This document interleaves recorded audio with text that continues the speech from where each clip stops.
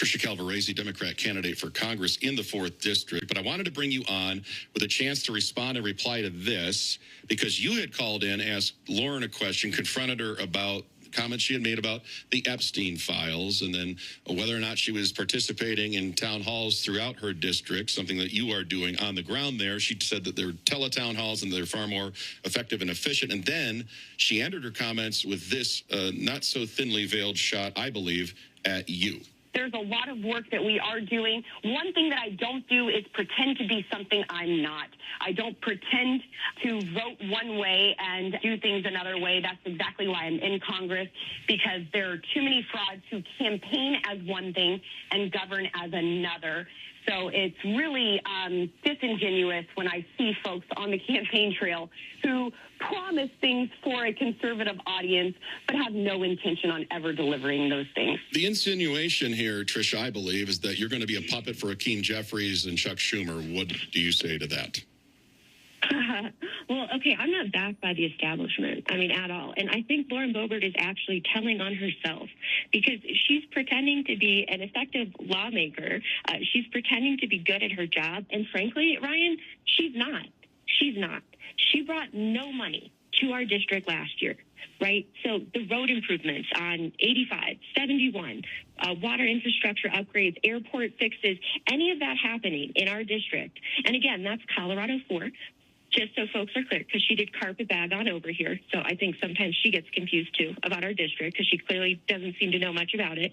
But in Colorado 4 right now, the projects that are happening are from bipartisan bills that I helped pass at the AFL-CIO. That's America's labor movement, where I worked hard for working people in every sector of the economy, from every background, all across the political spectrum. Boebert voted against those bipartisan bills. And now that it's an election year, she's asking for money for these projects that are already underway, already planned, one on orders of magnitude so much lower than what's needed to complete them. She got a bipartisan bill for a finance adjustment to the Arkansas Valley conduit. But when that was vetoed, after 6 years in office, she couldn't get enough people from her own frickin' caucus, from her own committee, to override it. And, she voted to kill funding for upgrades to our rural hospitals in Cheyenne Wells, Fort Morgan, Hugo, which are desperately needed. And then her latest little tactic where, she has some wimpy little earmarks, and then she votes against the bills to fund them. Like, how dumb does she think we are? And she doesn't show up to vote a lot of the times. She doesn't show up. I think there was even some testimony on the Hill just yesterday from folks about what is happening with ICE. She didn't even show up to it. So, and when I asked her that question about, what does she care about, I didn't hear her for 1 second talk about the hardworking people in our district, Brian.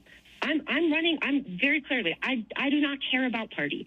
My mom loved Donald Trump. She was MAGA. My dad was a traditional conservative Republican. And, I came home when they both had terminal cancer at the same time. And I'm an only child. And going through that, I get how broken our too big to care system is. And every single day on the trail, I hear from people all across the aisle about just how unaffordable it is to take care of their families, to have their families. And I understand that on the most fundamental level. I know how it feels to carry the responsibility of your family with no safety net. And I'm just running to make life affordable for people and their families.